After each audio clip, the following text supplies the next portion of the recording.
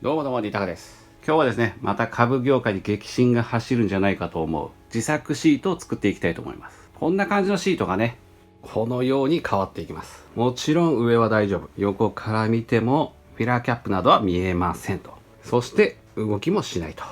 じゃあ早速作業の方を解説していきたいかと思います。外した方が作業しやすいんでね、外していきます。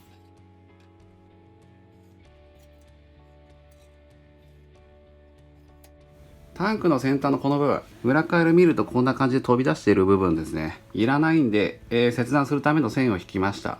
切断するときね、火の粉が飛ぶんで、ガソリン全部抜いて、水で洗って、中錆びないようにね、556、潤滑油をちょっと軽く吹いておいてっていう作業をするんですけど、取り付けたまま、ここまだ外さずに、こっちもね、外さずに、ここ、ボルトだけ4本外して、こう上げて、ここに木を挟んでね、切断することも可能っちゃ可能なんですけど、一応やっぱガソリン入ってるんで、個人的にはガソリン全部抜くことを推奨します。タンクも取り外した方がね、型を取りやすいんで。ではタンクを外して、洗って、ここ切りたいと思います。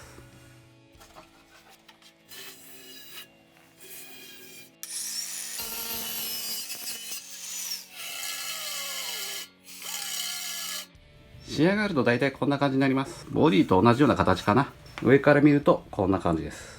先端の横を少し切っただけなんで、純正シートとか社外品のシートそのままつけても問題ないかと思います。そしたら次はタンクの型を取るためにこれ使います。 PP シート、100均に売ってるやつですね。これ結構優秀で、今ちょっとビニールが入ってるんでなかなか透けて見えないけど、このようにね、透けて使うことができますと。そしたらね、タンクの型を取っていきます。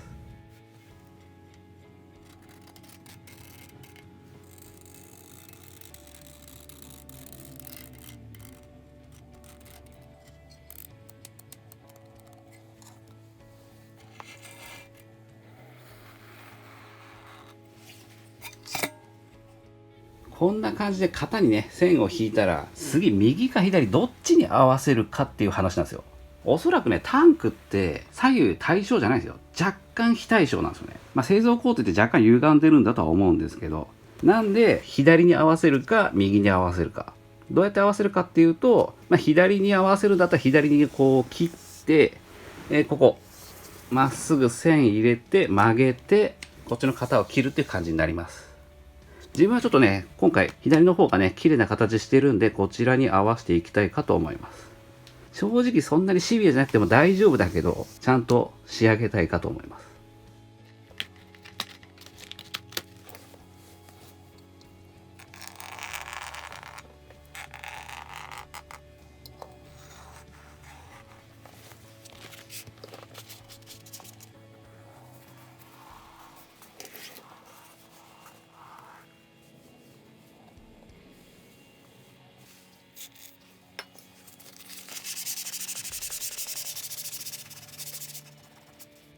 切り終えました。ちょっとカッターで深く切りすぎたせいか補強入れてますけど、これで左右限りなく対称の型ができたって感じですね。ほぼ一緒。いい感じですね。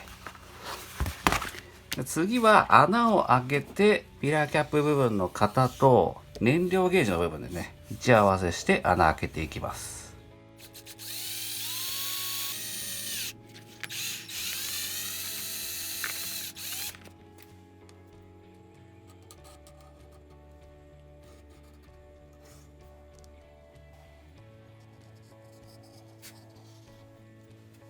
こんな感じで型ができました。ここはね、くり抜かないといけないんで、もうちゃんと丸作ってるんですけど、こっちはね、くり抜いてもいいし、上に当てる木材を削ってもいいんで、両方に対応できるように穴にしました。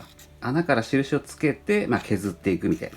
もしくは切っていく。両方できるようにしてます。そしたらね、この型を木材に当てて切っていきたいかと思います。シートの板には合板使ってます。もっといい木材使ってもいいんだけど、この距離の板を割れる超人ってなかなかいないんで、別に合板でも問題ありません。結局見えないとこなのでいいかなと思います。穴は先に 10mm で開けてます。本当はね、後からの方がいいんだけど、コンプレッサーが回ってる間に穴開け作業しました。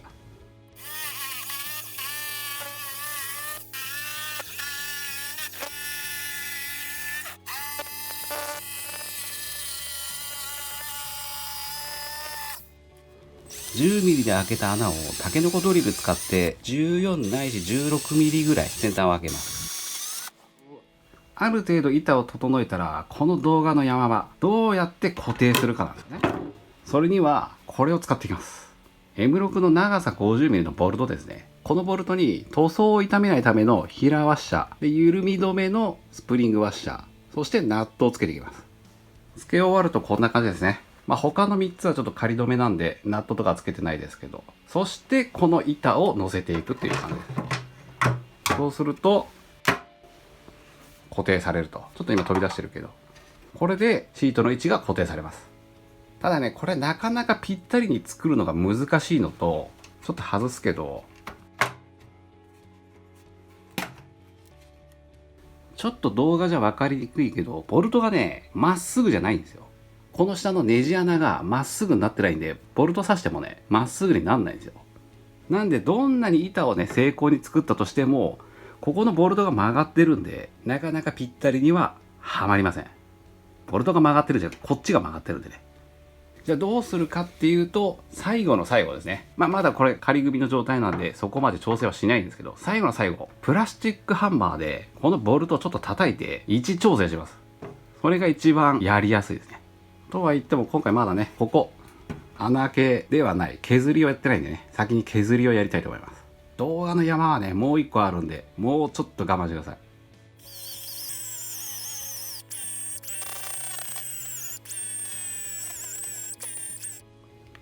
5ミリ厚のゴム板を4つ必要な幅で切ります。ゴム板を4つ置いたら、これを置いてボルトの高さ調整をします。だいたいこのぐらいです。ちょっとへこんでるぐらいがちょうどいいです。そして前後の突き出し量を測っておきます。こっち25、後ろも25ぐらいですね。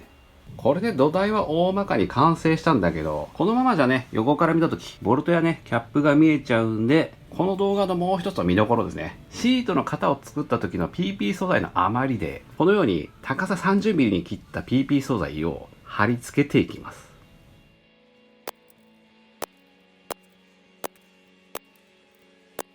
後ろはね、このように少し切っておきます。ここにね、溶接部があるんで、ちょっとエアーズは高すぎて割れちったな。そしたらね、チップクッション貼っていきたいかと思います。チップクッションは 10mm 厚を使って3回貼ります。3回貼ればね、普通かやや硬いぐらいなんですね。3回目はね、側面にも貼るんで、10mm 厚が一番いいかと思います。これ切るやつでね、100均に売ってます。布用のやつかな。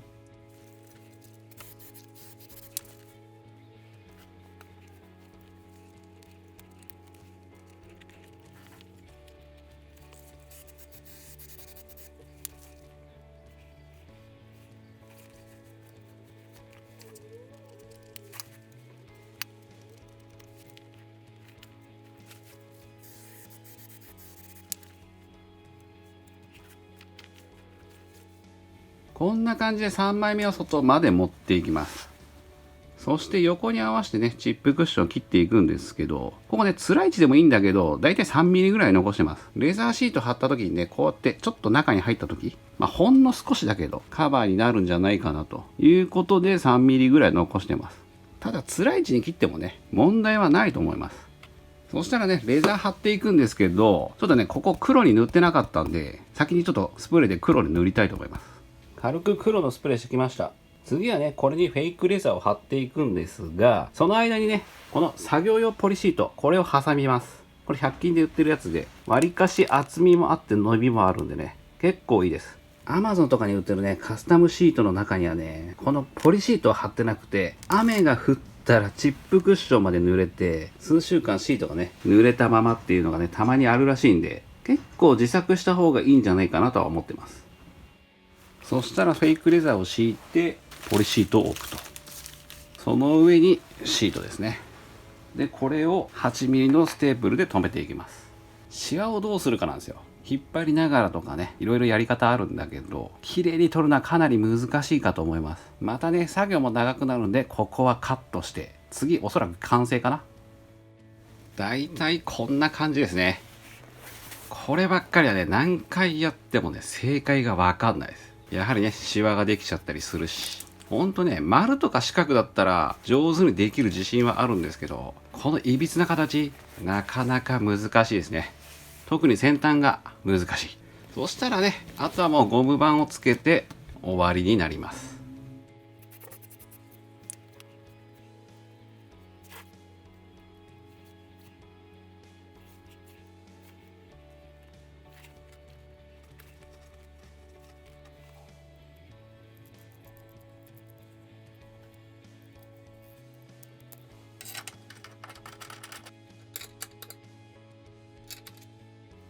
はい、完成しました。純正シートよりね、低く、もちろん横から見てもフィラキャップなどは見えません。しかもね、形はある程度自由に作ることができます。本当に完璧を求めるんだったら、レザーをね、型から取って、ここで2つに分けるのが多分一番だとは思います。